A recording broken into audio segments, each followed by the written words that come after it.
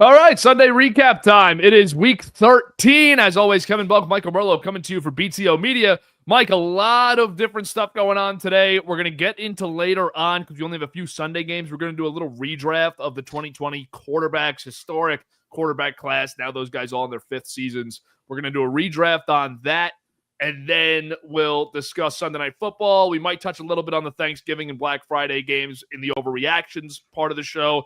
But let's start with the Buffalo-Pittsburgh game. Bills win 26-7.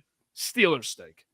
The Steelers stink. I mean, this was a perfect spot for the Bills to get right. This team is bad. You know Rodgers is banged up, but this is a bad football team in Pittsburgh.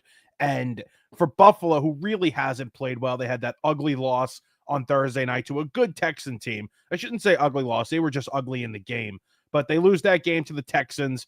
This was a good bounce back spot for Josh Allen, and James Cook leading the way today. Couldn't score a touchdown.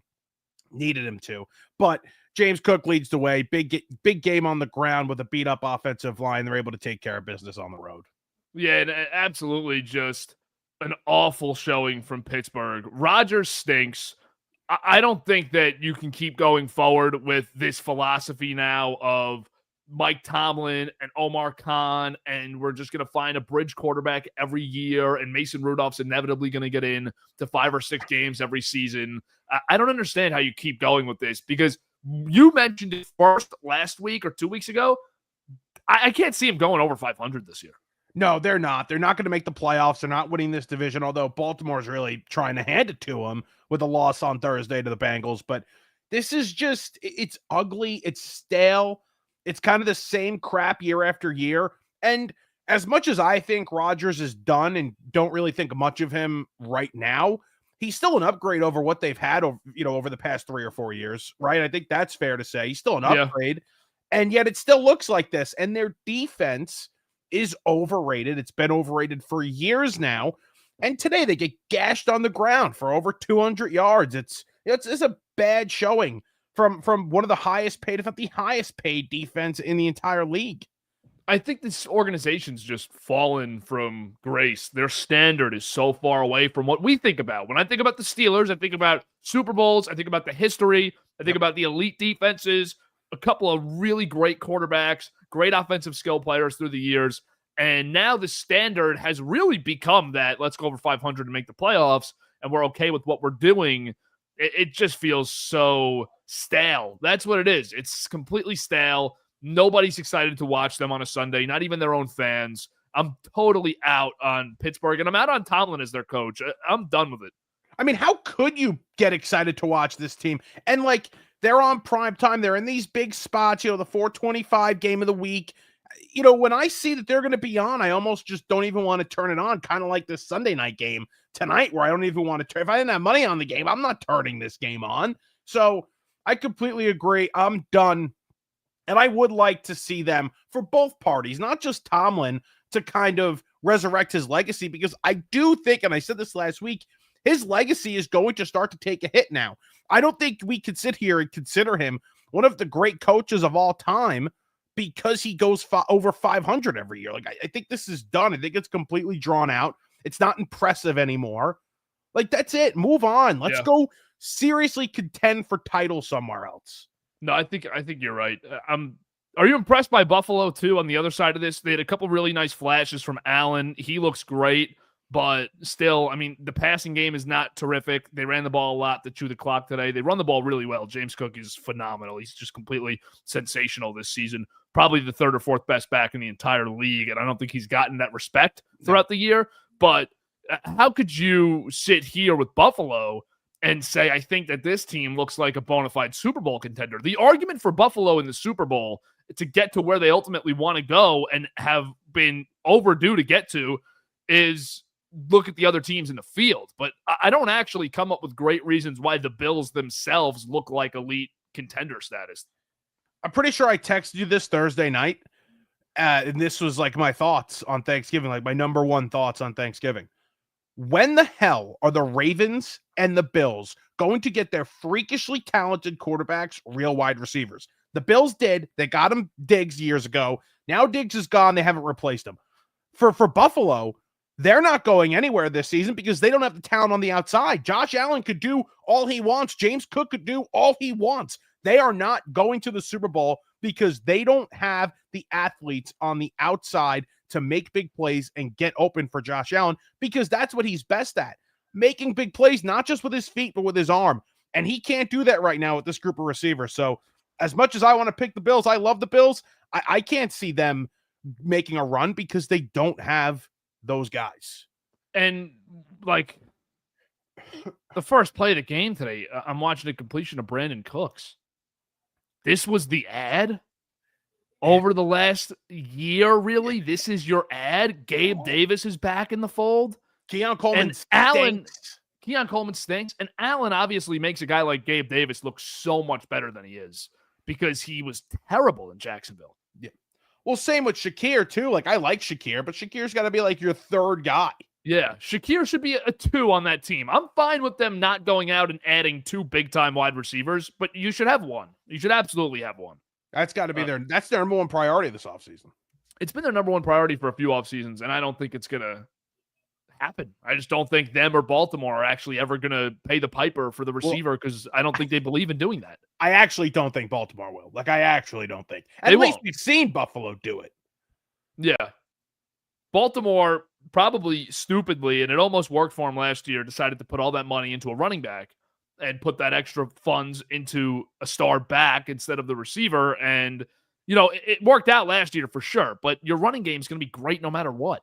But even so, they cheaped out because when they gave Henry that contract, it was $8-9 million a year. It's still not even close to what you would pay this year he's making more, but you could have got Saquon too. Yeah. On the multi-year deal, whatever. Let's move on from that Bills game, and we can jump over to Niners-Browns. We could just touch on it quick. Yeah. San Fran totally controlled this game. I thought it would be a little closer. It was not. What'd you think? Yeah, I like the Niners. I'll get to them a little bit later, but a nice game from them. Garrett, obviously, another sack today. Just unbelievable.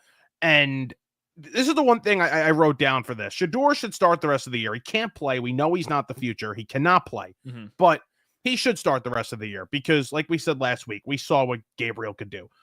But for Stefanski, like, if they fire you, it would almost be like a blessing in disguise. Yeah. But if they don't and he wanted to leave, I also wouldn't, like, fault him for that. Yeah. Like, I think they should keep these guys. I think they should keep them around. I think you should allow Kevin Stefanski to draft his quarterback. Go get Mendoza if that's who he wants. Go get Ty Simpson if that's who he wants this year. But, like, I wouldn't get rid of him, but if he wants to leave, he could leave. Yeah, I think you're onto something there. If I were him, I'd want to be gone. I wouldn't want to stay anymore because I think I have a status around the league where at the worst case scenario, I can go be on an offensive staff for a year or two and then get a head coaching job fairly easily again. That's the worst case scenario. Right. He'd go call play somewhere for a year and then be the top candidate next season. Like, if I were him, I'd be looking at Detroit. I'd be looking at places where they need an OC. They need a play caller. And I'm saying, I could go there and just have a top 5 offense in the league, even if I sleep half the time, and then I'll get another job right after that because people will see. And maybe he needs a refresher. Like, what is it like to work with good players? Yeah. No. What's it like 100%. To call plays for talented guys? What's it like to call plays for an actual quarterback that knows he how to hasn't had that. He literally hasn't had that really at all. And we could do the Baker revisionist history, but Baker wasn't good there. He wasn't good in Carolina. He wasn't good until he linked up with McVay for a week and then got lucky in Tampa walking into a Super Bowl offense. Right. Well, yeah, for him, it's tough. It's definitely tough with that situation in Cleveland. But the one thing I'll say is Baker did have that one good year. He had that one good year where they went to the playoffs. But what did we think of Stefanski that year? We're like, oh, this is a really good coach. Yeah. With what he was able to get out of Baker going to the playoffs. Yeah, I agree with that. I 2-time coach of the year. Both years I was impressed. Yeah.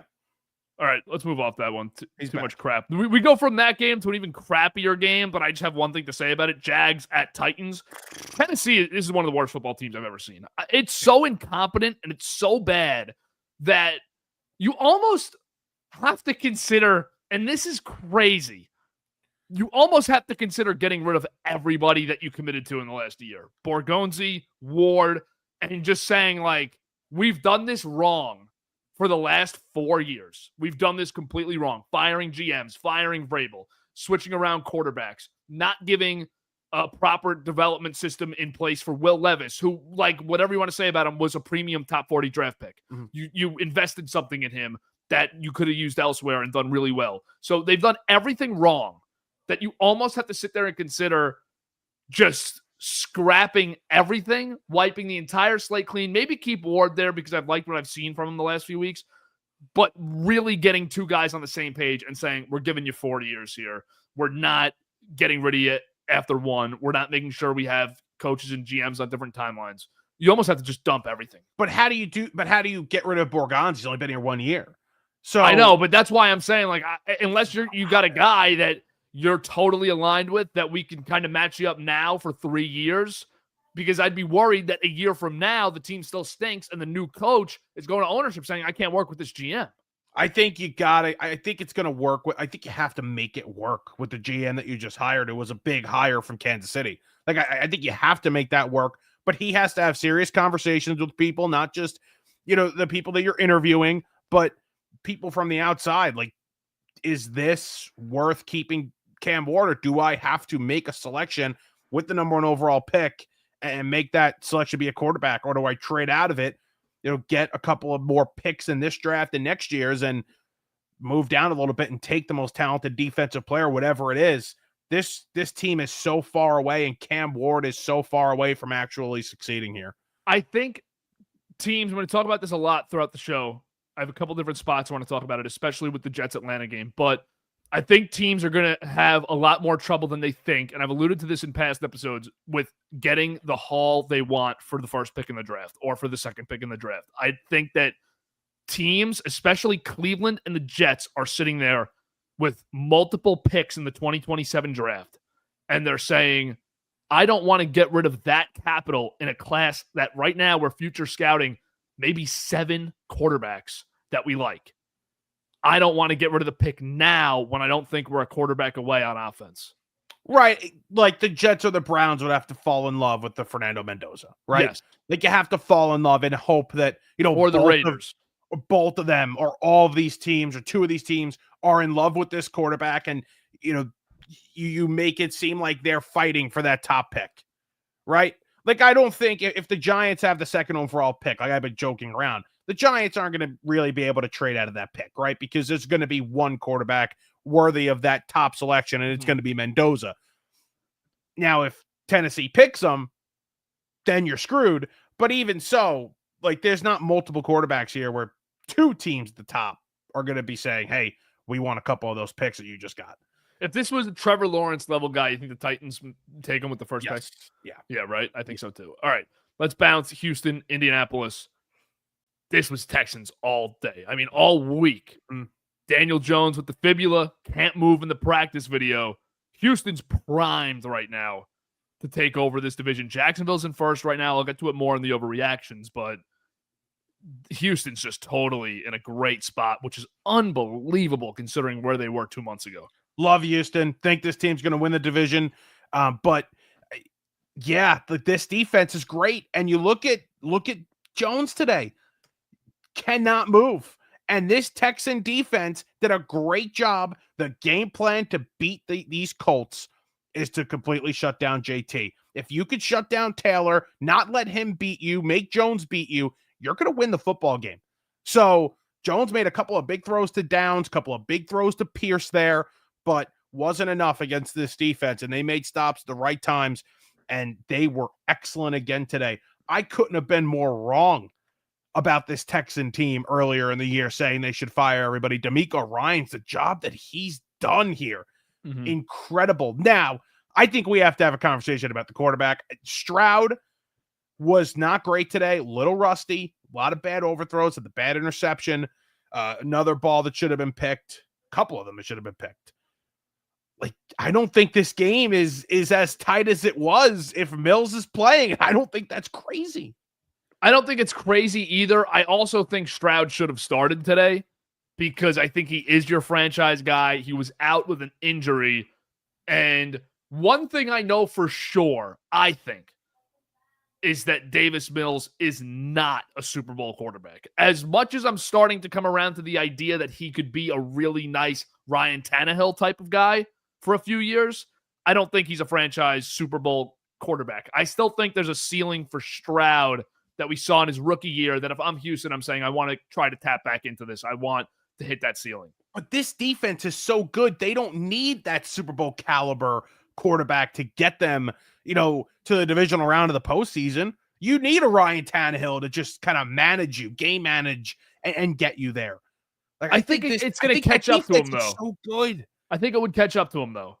I think Mills is every so often you get a wild card game quarterback. I think Stroud is a potential we're going to run the division for 4 or 5 years quarterback. If they had a running game and a little bit of a better offensive line, I think I'd be picking this team to go to the Super Bowl in the AFC.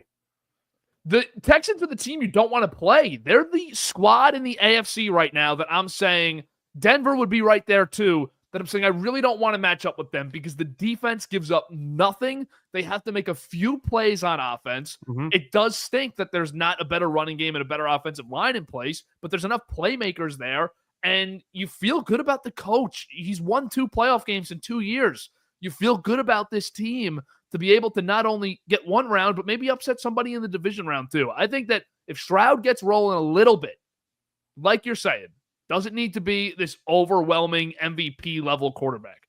If he just gets going a little bit, limits the turnovers, and produces at a small rate, give me a touchdown or 2 a game, you're going to win every week. I'm pumped about your Texans. I'm pumped. And I did a 180 on the Texans completely too this year because I picked them to win about 6 games, and I thought the offensive line was going to be a complete disaster that just ruins this team. New offensive coordinator this year. Couldn't be more wrong. Couldn't be more wrong. Defense is unbelievable. I'm pumped. I'm locked in. I have Colts stuff for overreaction, so I don't want to talk about them at all right now. You kind of touched on them. Do you have anything else? No, out. I don't think they're not winning this division. Okay.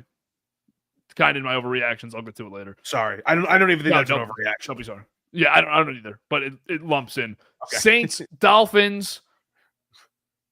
Tyler Shuck might stink. You're out. Dolphins are back. I'm not out. He might stink. Dolphins are back. Mike McDaniel, we were on it. We knew he was keeping his job. We knew he was going to go on a run here. Jets next week for Miami. And pretty soon you're going to start getting them back into the in the hunt graphic. I'm looking at it right now. They kind of are.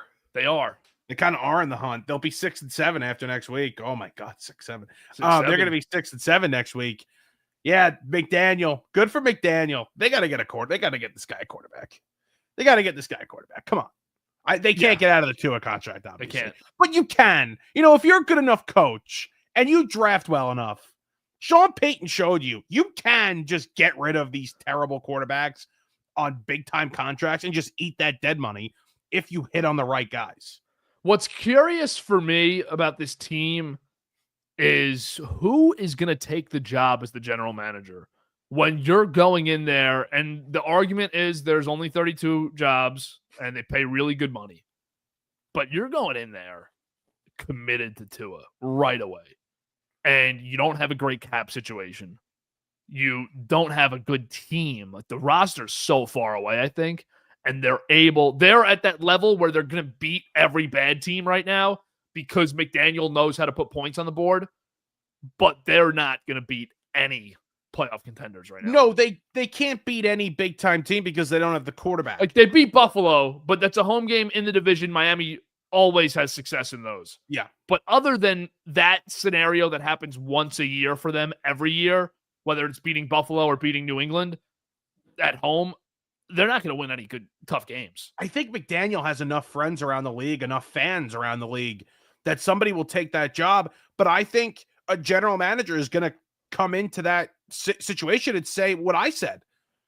Like, we can survive with the dead money of Tua if we hit on a quarterback. Now, let's put our brains together.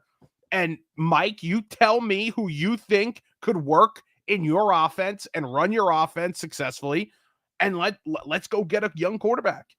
You have 3 years left on this deal, possibly 4, but realistically, you got 3 left because you can get out with a tough penalty. You could even get out after 2 with a really tough penalty of $34 million in dead cap, which will be much less in 2 years.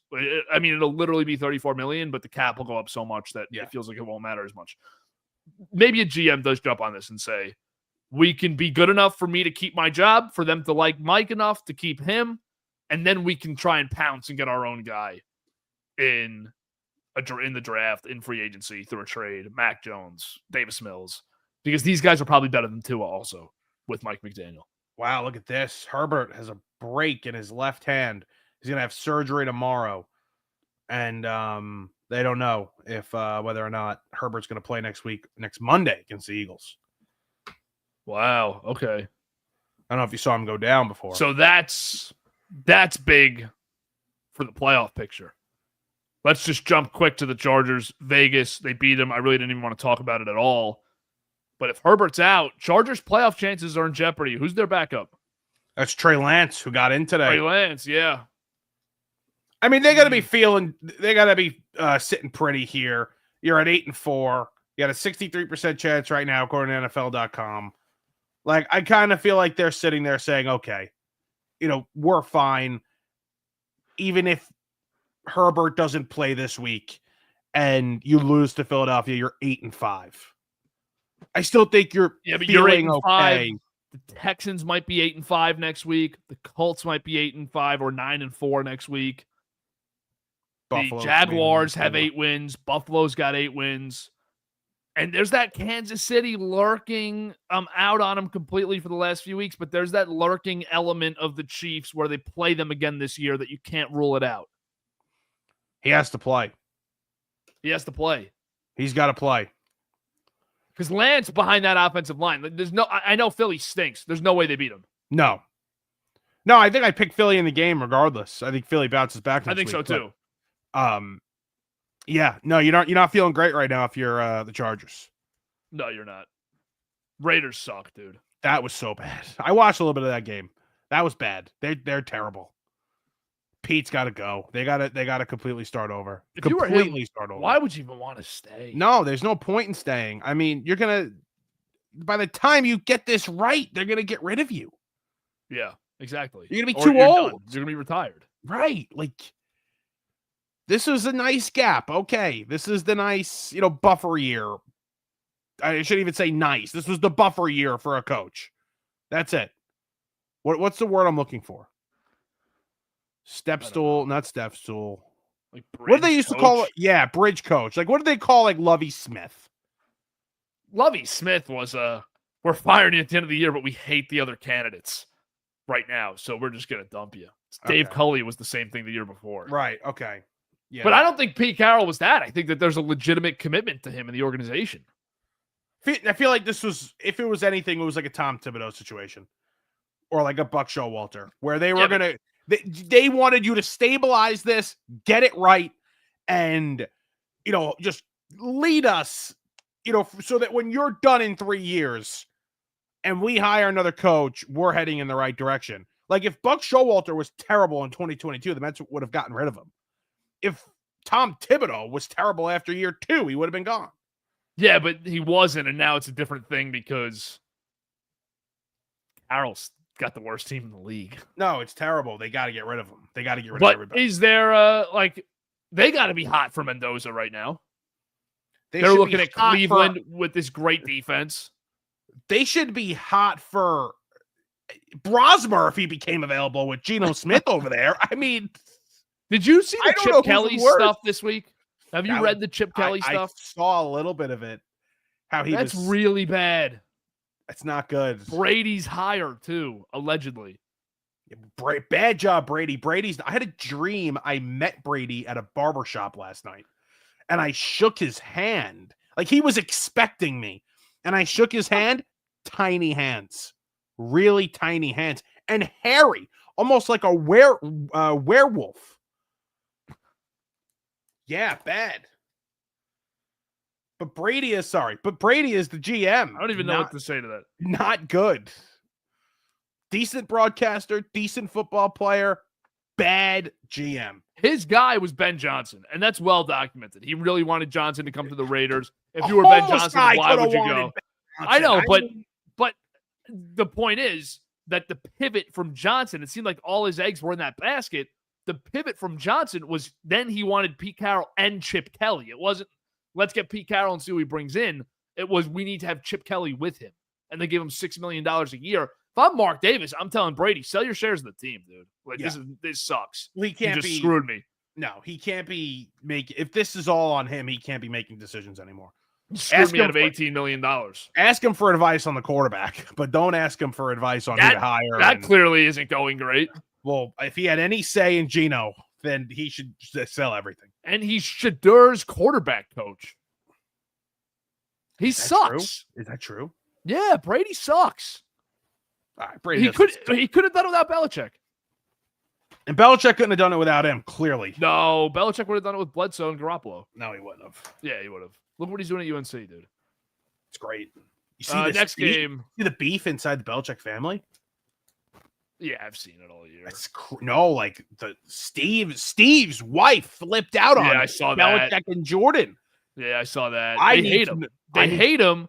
They hate her because they think she's getting his inheritance. That's been going on all year with Belichick's daughter.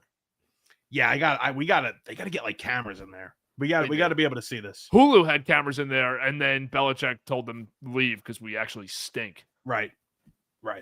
Next game, what do we just hit? That was HBO. HBO did. That was Dolphins, Saints. Yeah, it was supposed to be Hard Knocks. No, it was Hulu after that. We were just on Chargers. Quiz me on my UNC football. We did Chargers, Raiders, Jets, Falcons. Jets get the win, 27-24. Big boy Nick Folk comes through at the end of that game. Massive Jets win. Falcons are awful. I don't know where you want to start because Raheem Morris is by far the worst head coach, excluding the interims in the NFL. And maybe Pete Carroll. Yeah, this is not good. I think we talked about it a few weeks ago. Like, if you're, what's his name? Arthur Blank, how are you sitting here, right? And you put all your trust in this front office, and they didn't allow you to hire your friend, whether it would have been a disaster or not. They didn't allow you to hire your friend, which nobody would have questioned, by the way. Like, if he would have hired Belichick in that spot, people would have been like, all right, he hired the greatest coach of all time, right? But they talked you off of Belichick, and they made you hire Raheem Morris, and they go and draft Penix. Like, this is a mess. This is a mess. These are also the same people that drafted Kyle Pitts. They're the same people at 4. They're the same people that drafted Bijan at 7 over Jalen Carter, who's a freak. Like, at what point does Blank just completely explode and completely fire everybody? I'd be pissed. I would be livid. And I would have sold the team after the Super Bowl loss. I would have never been able to go on after that. Right. But now, I mean, they've reached such a low because this is not a good franchise historically. No. It's just not. Their history has not been good. They don't make good decisions. The Arthur Smith era was awful. The Dan Quinn era was awful after the Super Bowl. After Shanahan left, they fell apart. And this is the worst of it. This is the worst of it. But the guys they interviewed were Ben Johnson, Mike McDonald, Bill Belichick, and Raheem Morris. And this is the guy they landed on? He stunk in Tampa Bay. He goes to the Rams and has some success as a defensive coordinator. Oh, what a shock. McVay's defensive coordinator's good. Oh, like every other year. Every other year, the coordinator's great in LA. They get a job every 2 years. Raheem Morris should have never got one. It's different with Shula, though. He got a glowing recommendation from McVay. Too. It was different with Staley, too. It's different. It's different with Shula. That's my coaching tree. I'm going to do a little bit of an aside here. His coaching tree is stacked with guys. Mike Tomlin has no coaching tree. Have you ever realized this? There's not an assistant around the league that was Mike Tomlin's big assistant, big coordinator that got a job from Pittsburgh. There's not that guy. Is this a good thing or a bad thing? I think it's a terrible thing because the only time his coordinators change is when he fires them. Yeah. I mean, he technically had Flores for a little bit. That's not his guy. Flores is the head coach. Flores is the head coach before that. That's a Belichick guy. And then I think Bruce Arians worked under him for a year. But Bruce Arians was already a 30-year NFL offensive veteran. Where is Tom? What tree does Tomlin come from? He's from potential. Oh, let me check. I think he's from Schottenheimer's dad, Marty Schottenheimer. Let's see. He's not a Parcells Tomlin's from the guy? Marty Schottenheimer tree. He was on a staff with. He went from Schottenheimer to Dungy to becoming a head coach. Okay. He was on a staff with Mike McCarthy with Marty Schottenheimer. They were the coordinators. And like you look at Tomlin's guy, I don't think Tomlin's ever had a coordinator get hired to be a head coach. That's crazy. I mean, now that you say that, yeah. Bruce Arians is the only guy. Bruce Arians served for a year under Mike Tomlin. Who have his DCs been? He really doesn't even like have any because he calls the whole defense. Yeah, he runs the defense. So he always has position coaches. Right. Like Flores wasn't the DC when he was there. He was just a defensive assistant. Yeah. That's fascinating. It's a great point. Coach for us. Yeah. It's a great point. Mike Tomlin has no coaching tree. That special teams coordinator, I love him though. He's old guy. He should be their next coach. He should be their next head coach. And let this guy come in. Or if Tomlin gets another job somewhere, he should follow Tomlin because he's the secret sauce for Tomlin. Is that true? I think so. I was thinking about it today when I saw him in a cutaway. I want him. Like if the Giants were to hire Tomlin, I want that guy with him. All right. Yeah. You have to have him. Yeah. If the Giants were to hire anybody, I'd want that guy with them. Well, he's not. He stays with Tomlin. Yeah, but I would pay What's his name? Can we stop calling him? Like, if I'm Ole Miss, I'm calling the Steelers. I'm like, who's the guy chewing the tobacco on the sideline with no headset every game? We need a head coach. Well, how about Ole Miss? Danny Smith, right? Danny Smith, yep. That's my guy. Danny Smith. If you have the first pick in the draft and you need someone to develop Fernando Mendoza, why are you not calling Danny Smith? Right. Why are you not calling Lane Kiffin and offering him $20 million a year? He'll drop LSU right now and he'll come to you. Oh, he would drop LSU so fast today if he got a better job offer. I can't believe this whole If Kalen DeBoer left Alabama for Penn State, Kiffin would be Alabama's coach on Tuesday. I saw these jokes like saying like he's waiting for the Iron Bowl to end, so like just in case DeBoer gets they lose, DeBoer gets fired. And I was like, that's not the craziest thing in the world. Not crazy. That's not crazy. That'd be a great hire. Not crazy at all. Let me do quickly my Jets spiel. Yeah. First, I'll ask you: is it good or bad that a team like the Jets wins on Sunday of a tank year? Picks up a win over a crap team. I think it's good because I don't think you have a chance at the first overall pick. So, like, you look at how bad Tennessee is. They're not really winning any more games this year. So it doesn't really make a difference. If you want the top pick, you're still going to have to trade for it. I think it's good for Glenn, man. I'm pumped for him. I'm pumped for Glenn. I'm pumped for those guys in that room that are going to be there next year. Like, I think it's all about building the culture and getting into next season with the right mindset. Maybe I'm delusional. I think Glenn's done a pretty good job here the last month and a half with this team. Last 5 games, they're 3-2. They beat crap teams. They beat the Bengals with Flacco. They beat the Browns, and they beat the Falcons with Kirk Cousins. But their penalties are way down. They're the number 1 special teams in the NFL by far. And they seem like, even in the Patriots game, like they just don't go away, really. For a team that has no good players, they really hang around in a lot of games. And I feel like if they had competent quarterback play, this is the story of the Jets franchise, but if they had competent quarterback play, I think they'd be firmly in the hunt at around 6-6. Yeah, because they've lost a few games like the Pittsburgh game where Fields played well. So I'm not going to sit here and say that's a win because it was a 2-point game. Yeah. Whoever your quarterback is probably doesn't play better than that. He played really well. But the Broncos game should be a win. You lost 13-11. Couldn't move the ball at all. The Panthers, they should have beat. They lost 13-6 at home. And Miami, I thought they would have beat on Monday Night Football with a half-decent quarterback.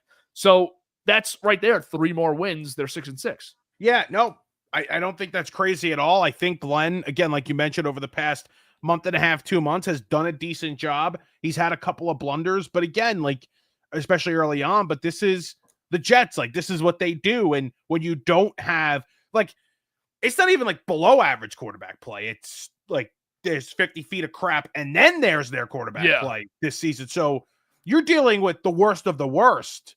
And then you're also dealing with the fact that you traded two of your best defensive players away.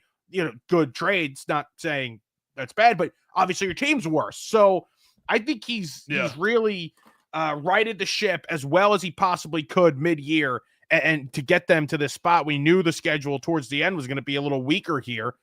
I think he's done a decent job, and I'm excited to see what happens in the offseason and into next season. I think the Jets quarterback plan should be this moving forward. Don't sell out for Fernando Mendoza if he's going to be the first pick. I like the kid a lot, but don't completely sell out in a draft with one first-round quarterback, because I don't think Ty Simpson's going to come out. I don't think Dante Moore's coming out unless he has some crazy national championship run. That goes for both guys. Right. So wait for next year when you have a group of players, try and stock up the roster, bring in one of those bridge guys, and you have the Cowboys and Colts first-round picks next year. If one of those two teams was picking in the top 10, I'm not really that surprised. If they have a situation where they stink, if the quarterback craps out in Indianapolis, I'm not stunned. If Dallas doesn't get it together in year 2 with Schottenheimer, I wouldn't be stunned. So I don't think that you have a terrible group of picks. You don't have like the Rams and the Eagles picks next year. But if you're in love for that draft, like if you're in love with Mendoza and we don't know their thinking, like, you're going to get a quarterback this year. Yeah, and if you want to scouted the 2027 guys and you're saying we like Mendoza more than all of these guys right now, then fine, you got to go sell out for him. But the one thing that the Jets have that other teams don't is if they really are in love with one of those guys, whether it's in 27 or this season, this upcoming draft class, like, the Jets are getting the quarterback. I think they could be in a situation in 2027 where you're saying, all right, they just won 7 games in 26. And the coach kind of understands what he's doing now, and you're bringing in a quarterback to a situation that's actually suitable for a young quarterback to come into. Like, maybe they draft Carnell Tate in the draft this year, Tyson in the draft this year, and the offensive line looks really good because it has this season. You might be saying this is a really good situation for a young quarterback to step into. The only issue is how many teams are sitting here saying, oh my God, look at this 27 class.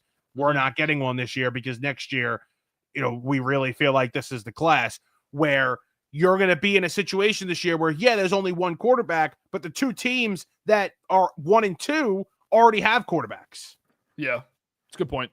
We can move on from the Jets shtick because there's a few other things to talk about. We got to do Rams, Panthers before we go to overreactions. Yeah. This is a shocker that the Rams were I can't believe they lost this game. I picked them in the survivor pool.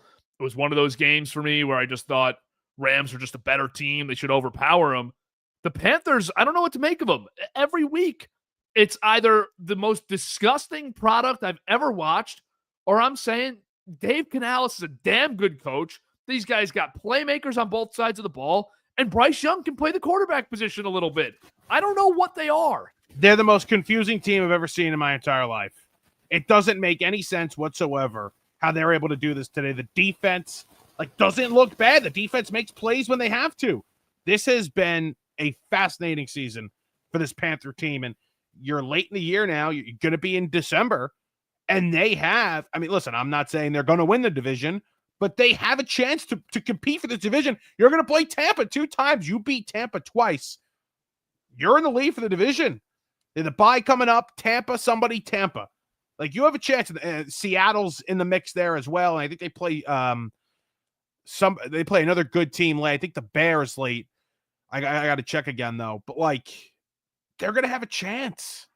If the Rams played the 2007 Patriots today and won, if the Panthers played the 2007 Patriots today and won, I wouldn't be surprised. If the Panthers played the Titans of this year today and lost, I also wouldn't be surprised. The gauge on this team is to both ends of the extreme, where I have no idea if they're awful or if they're really damn good and just really well coached. It's impossible to tell, but I'm kind of rooting for them. I'm kind of rooting for I root for Bryce. I try and root for Bryce.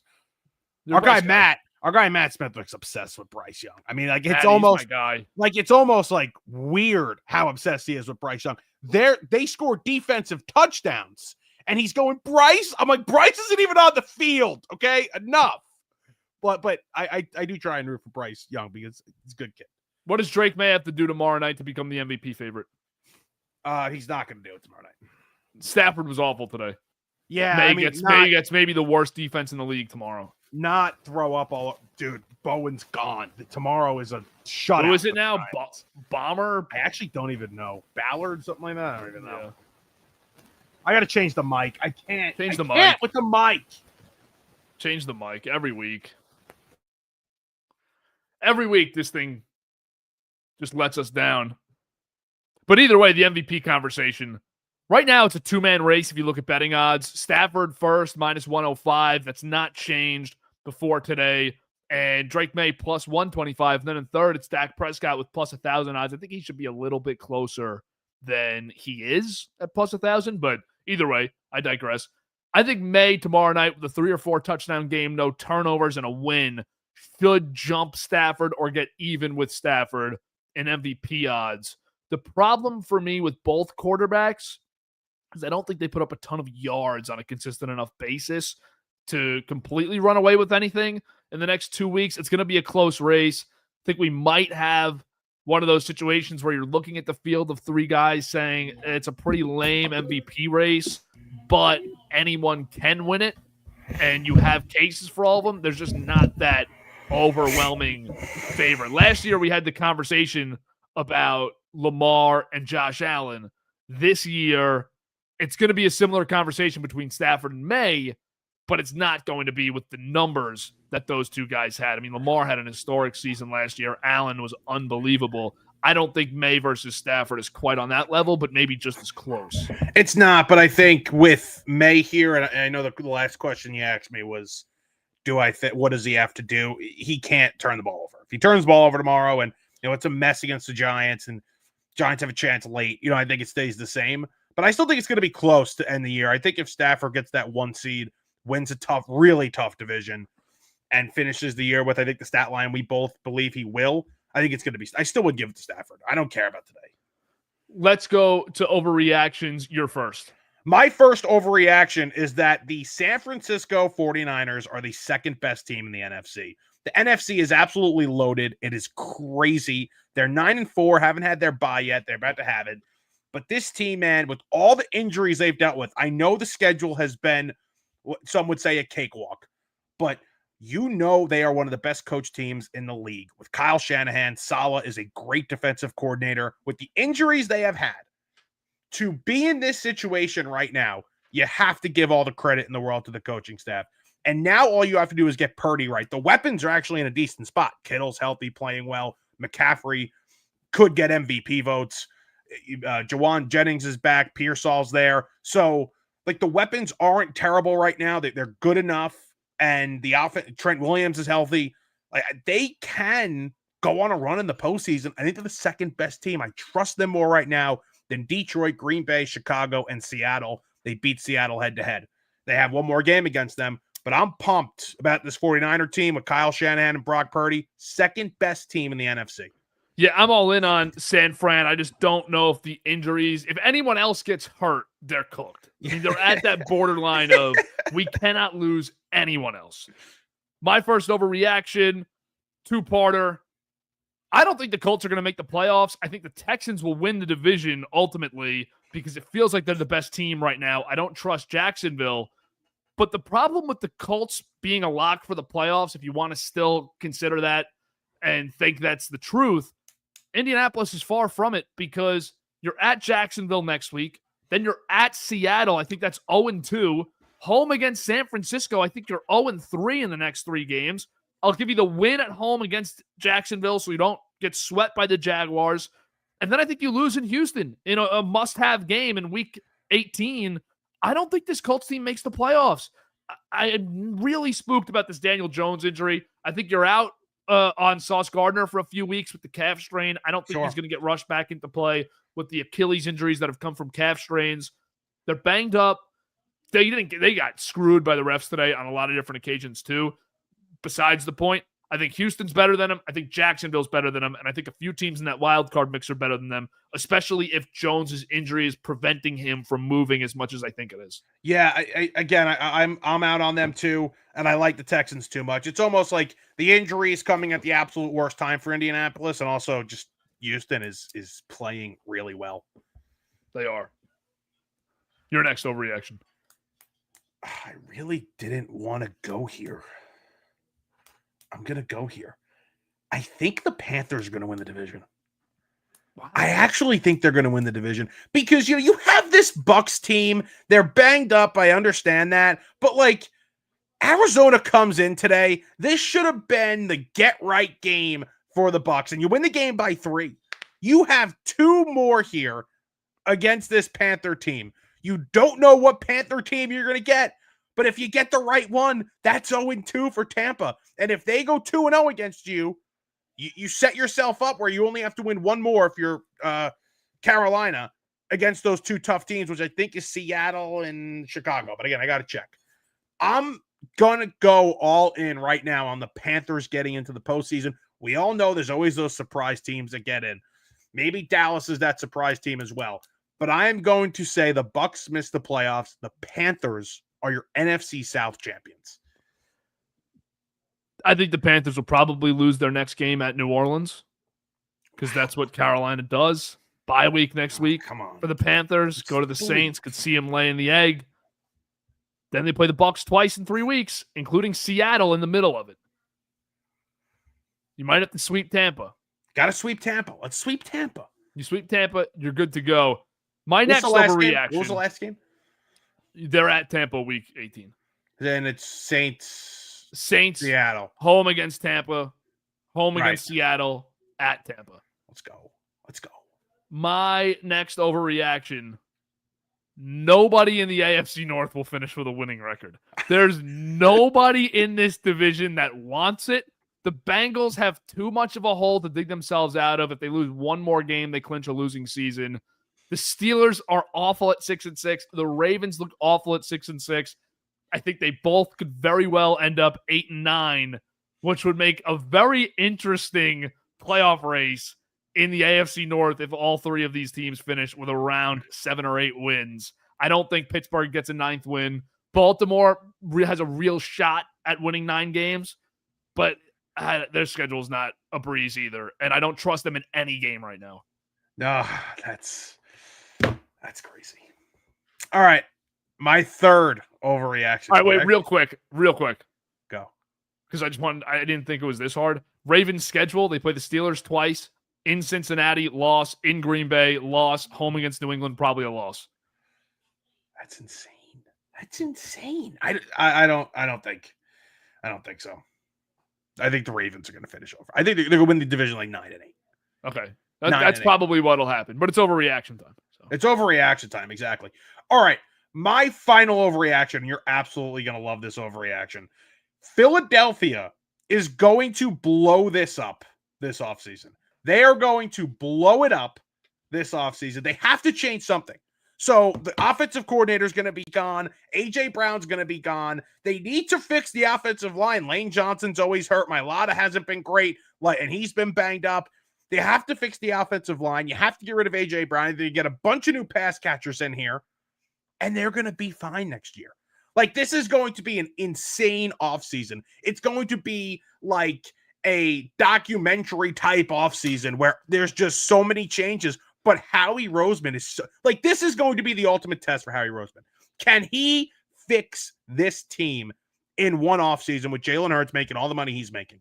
Can he do it with a locker room that includes A.J. Brown, who's a big loudmouth and has issues with everybody almost every week, even though he's playing well right now. But when he plays well, they don't win, right? Yeah. I think this is the offseason where there is major change in Philadelphia, and I think they're right back in it next year as a serious Super Bowl contender. But this is 2023 all over again.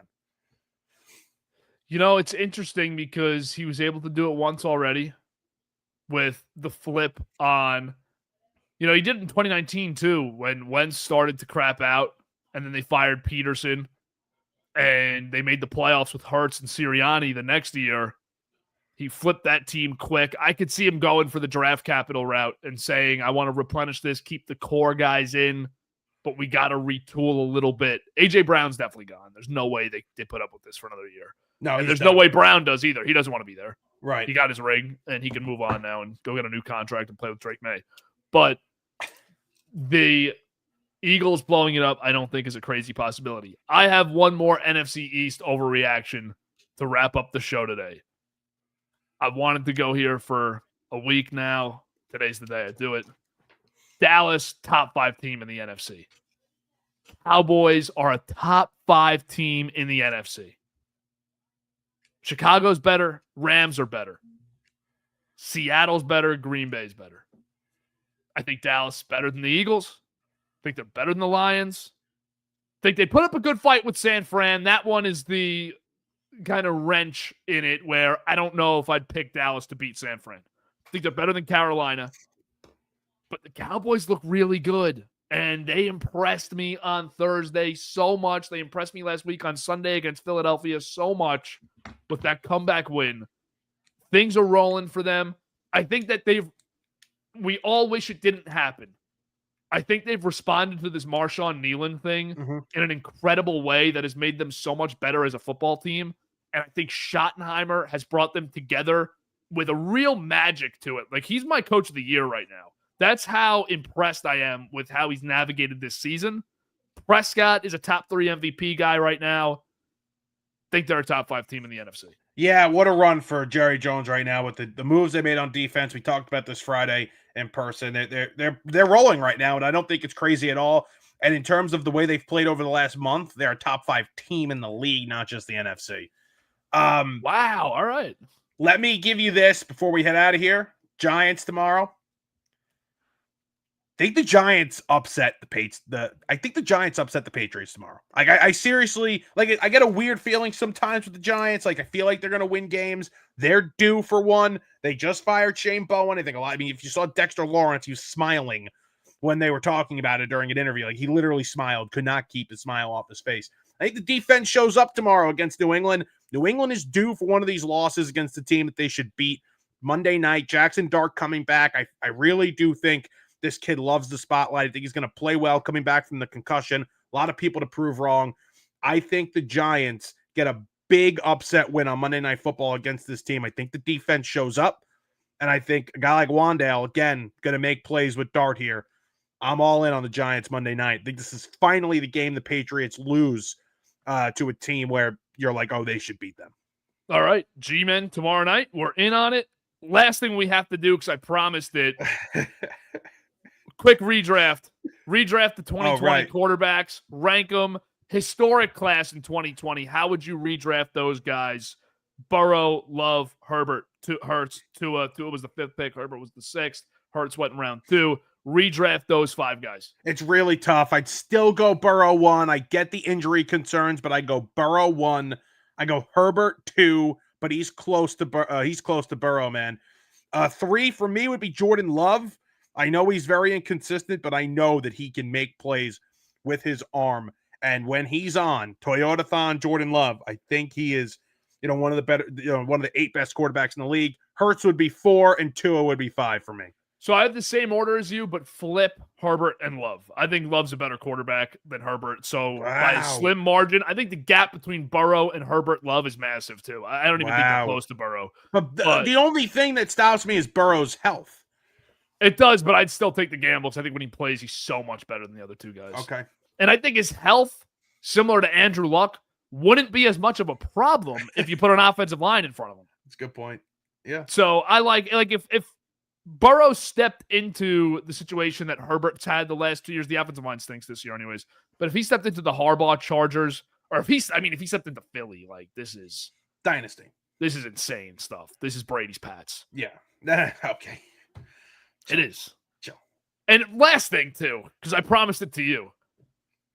I'm excited to watch the Vikings this weekend because I want to see this kid play quarterback. I didn't even say anything to you, I think, when you said that to me. I don't even think I acknowledged it. I showed you that TikTok. Showed me this meme this TikTok meme that he's the next Brady and all these similarities. Are we serious? Max Brosmer? I think I brought it up to you like 4 times. I think you ignored me every time. I don't think I responded once. And it was so bad today. This was he will never play another down in the NFL. No, he's one of the worst quarterbacks I've ever seen in my life. No that exaggeration. Pick six he threw. I could have done a better job on that play. The worst play I have ever seen by a quarterback. Justin Jefferson should definitely be on trade watch. He's done. He's done. I'm gone. He's done. I'm saying screw this place because now, I mean, he had no catches in the first half. No, I know. We're at a point now where the quarterback play is so bad that they can't even manufacture touches for him. No, it's that bad. You can't even throw him a screen. It's awful. All right, that's a wrap. We're out. Didn't mind bleeding into this Sunday night game. You got a pick for it? No, nothing. I actually have nothing. I have no feel. I'm not. I have same gamers, but I'm out. Yeah, I'll take Denver to win, obviously. All right, yeah. Washington stinks. Well, that's easy, dude. Come on. Yeah, all right. Well, thanks for watching Week 13 recap. Make sure to check out Yankees and Mets offseason breakdowns. Gabe Zoda joined us for the Yankees budget, and obviously Mike and I did the Mets budget. A lot of fun stuff. Free agency is going to start heating up. Winter meetings are next week, so you definitely want to check it out before then. Appreciate you watching, and we will see you in the next one.